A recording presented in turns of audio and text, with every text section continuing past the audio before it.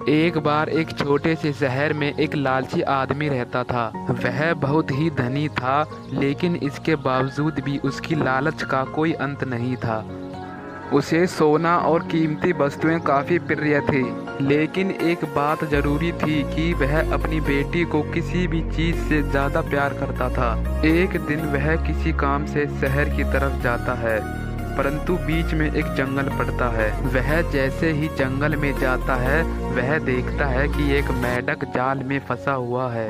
वह उस मेंढक को जाल से आज़ाद कर देता है। जाल से आज़ाद होते ही वह मेंढक एक जादुई परी का रूप धारण कर लेती है। जादुई परी ने उस आदमी से कहा, मैं एक साधु के श्राप के कारण एक मेंढक बन गई थी, परंतु तुमने मुझे इस श्राप से मुक्ति दिला दी। इसके बदले में मैं तुम्हारी एक इच्छा पूरी कर सकती हूँ। उस आदमी पर लालच हावी हो गया। उसने महसूस किया कि वह एक इच्छा मांगकर अमीर बन सकता है। उस लालची आदमी ने उस जादुई परी से कहा कि जो कुछ भी मैं छूऊं वो सोने का हो जाए। जादुई परी ने उस लालची आदमी से कहा, ठीक है, आज के बाद तुम जो कुछ भी छूओगे वो सोने का हो जाएगा। उसके बाद जादुई परी गायब हो जाती है।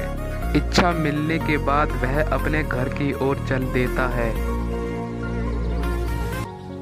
वह रास्ते में जाते हुए सोचता है कि कहीं जादुई परी ने उसे झूठी इच्छा तो नहीं दे दी, इसलिए वह जादुई परी द्वारा दी गई इच्छा को आजमाना चाहता था। इसलिए वह जमीन पर पड़े एक पत्थर को उठाता है। वह जैसे ही उस पत्थर को उठाता है, वह पत्थर सोने का बन जाता है। उस पत्थर को सोने का बनता देख वह लालची आदमी बहुत खुश हो जाता है। वह खुश होकर अपने घर चला जाता है।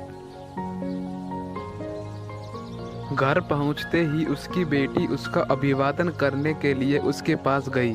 जैसे ही वह अपनी बेटी को गोद में लेने के लिए नीचे झुका, तभी उसकी बेटी एक सोने की मूर्ति में बदल गई। फिर उसे एहसास हुआ कि उसे जादुई परी द्वारा इच्छा मिली हुई है कि वह किसी भी चीज़ को छुएगा तो वो सोने की बन जाएगी।